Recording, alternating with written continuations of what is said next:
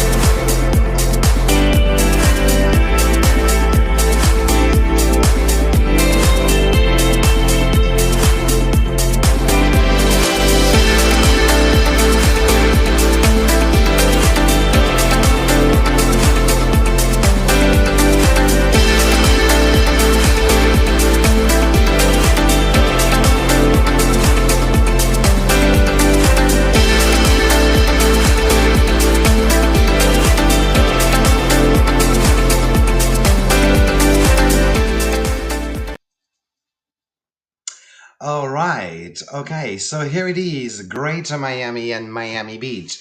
As you can see on the map, Miami is a big place. It is, in fact, the largest city in South Florida. And many consumers in the UK don't realize that we are approximately the size of Greater London. So there is a lot to cover. And that's precisely what I would like to do today and give you a bit of an update about the various neighborhoods of Miami. Of course, I have to start with South Beach. Whether you've been to Miami or not, you know about South Beach. You've seen it on TV, in movies, video clips, and so forth. And yes, it is a lot of fun. However, South Beach is not necessarily suitable for all of your clients. I'm thinking here about families with young children, or maybe people of a certain age who aren't too bothered about having access to bars and nightclubs on their doorstep. And as a rule of thumb, if you do have customers who want the beach, but they want to get away from the hustle and bustle of Ocean Drive, as a rule of thumb, the further north you're going to position them along the beach towards Sunny Isle, the quieter and the more local it gets. And also, arguably, the better value for money. But let's move on to mainland Miami, and God knows that it has changed so much over the last 20 years or so. And there are some great neighborhoods to be considered for your customers who may not want the beach. As you know, a lot of people are coming to our city before or after a cruise, and those customers of yours will be seeing a beach after a beach after a beach during the 7 or 10 night Caribbean cruise, and they may want to have a bit of a different experience. Two neighborhoods that you should get familiar with because they offer great accommodation and great tourist amenities would be Coconut Grove for a start. Think small fisherman's village that's been there ever since Miami was founded, and that hasn't really changed that much over the years. It's very low key, it's very bohemian, very laid back. Although it is on mainland Miami, it is located right on the water, meaning that you will be able to go for a swim if you wanted to, or do some water activities such as paddle boarding. No beaches as such, small creeks, marina, but you do have direct access to the water. If you do have people who want to treat themselves and they want to stay somewhere a bit more exclusive, maybe, think Coral Gables, which is nicknamed the Beverly Hills of Miami. And I think it says it all. It's a very affluent area, very Spanish in its architecture. And although it is landlocked, you will be able to make your way to the beach should you wish to do so within about 20 minutes or so. And arguably, Coral Gables is home to one of the most famous hotels, if not in Miami, in the US. And you can actually see a picture at the bottom of the slide there. And that is the beautiful Biltmore Hotel. Moving on to the latest kids on the block, and that would be the downtown Brickell area of Miami. There was very little there 15 years ago, and God has it changed.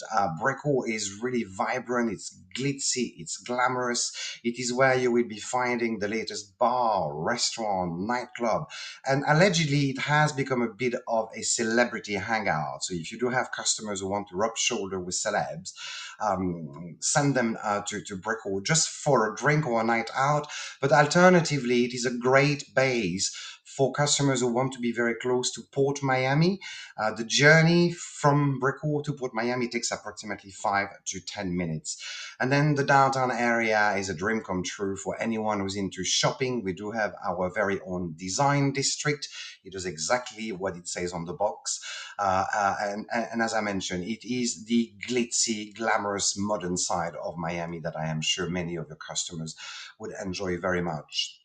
Looking at another couple of neighborhoods, these aren't necessarily bases where you will find a lot of hotels, although there are more hotels coming up, but they make for a great day out. My personal favorite has to be Wynwood.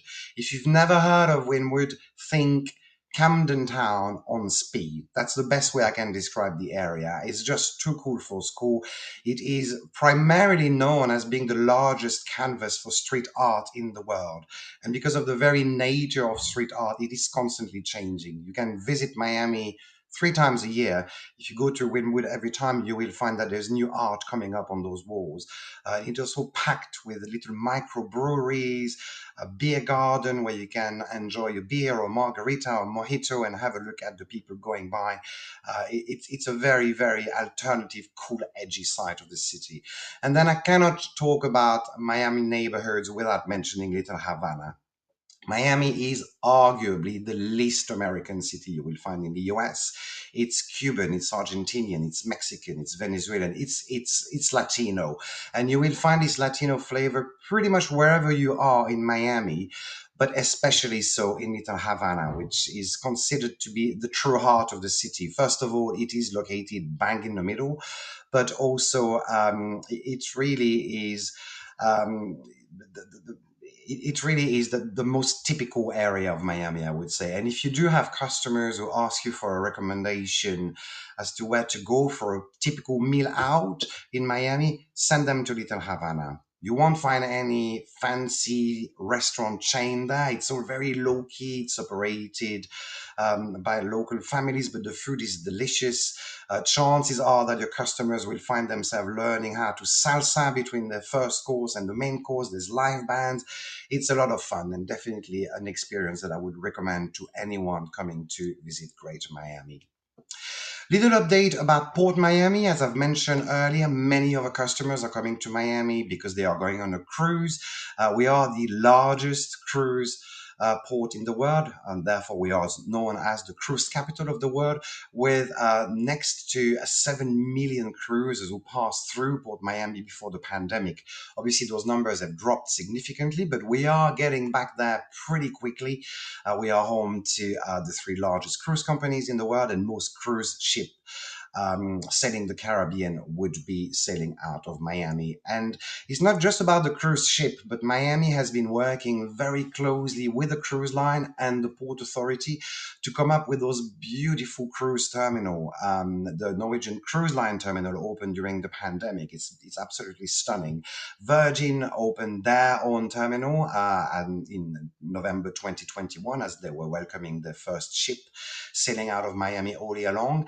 And we are expecting more beautiful buildings to open over the next few months, including MSC and Carnival Cruise Line, to name but a few. In terms of accommodation, and I appreciate this slide is horrendous. There's a lot of numbers on there.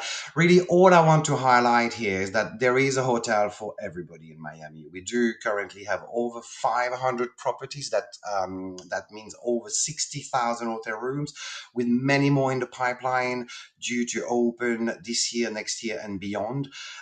If you do want to have a list of all of those new hotels, please do reach out. I'd be more than happy to send them to you, or alternatively, you will find an updated list on our website, and I will highlight the URL address at the end of the presentation. In terms of things to do, this is a presentation in itself. There is so much you can do in Miami. Again, we are the largest city in South Florida, and it's not just about beach and water activities. There is a lot to do for families. No Mickey Mouse in sight. We leave that to our friends up the road who are doing a great job, but you can rest assured that the little ones will not get bored in Miami. They will be able to learn and play at the Frost Museum of Science, for instance, visit the original home of Flipper the Dolphin, which is the Miami Seaquarium. And many of them, I'm sure, would really enjoy visiting one of our two national parks, the Everglades and Key Biscayne, where they will be able to experience airboat. Miami is also great for food. We are very lucky to be home to 11 Michelin star restaurants. So foodies will definitely be in a heaven once they arrive in Miami. And then Miami is great on sport. Obviously, the typical American fixture, baseball, football, basketball, but we are also probably one of the cities in the US that is the most savvy when it comes to soccer, thanks to David Beckham and his club that finally started to compete just before the pandemic. And we are also very excited to be one of the hosts of the FIFA World Cup in 2026.